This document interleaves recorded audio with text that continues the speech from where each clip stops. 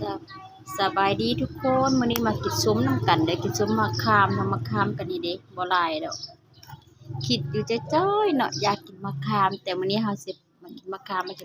ำกันเด้อนี่พวกแจ่วเพิ่นนี่แจ่ว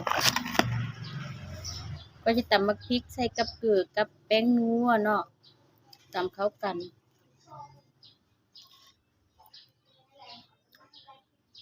คิดอยู่บ่แล้วบ่ถูกเนาะอยากกินแต่ส้มแบบนี้เนาะ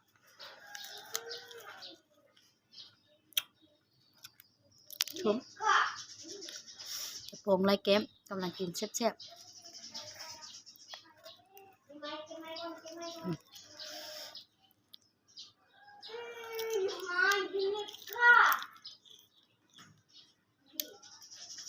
แซ่บ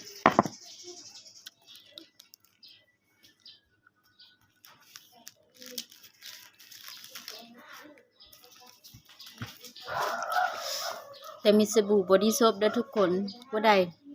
ไม่กินตัวแห้งๆน่ะแนะนำให้ใช้สบู่บอดี้โซปเด็ดตัวนี้เด้อ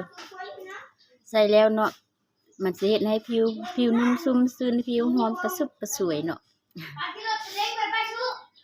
มันสิบ่เหม็นคือเหนียวนูเวลาเราตากแดดหรือว่าตากฝนเนาะ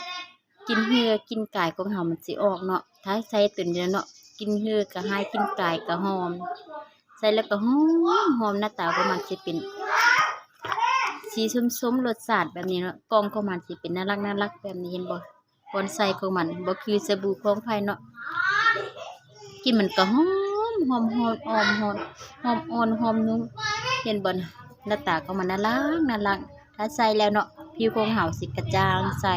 รับกลิ่นตัวเนาะ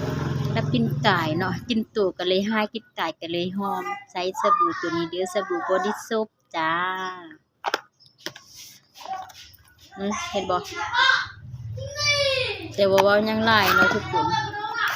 เพราะว่ายังหลายดอกสิมากินส้มมะขามอีกคือเก่าเลย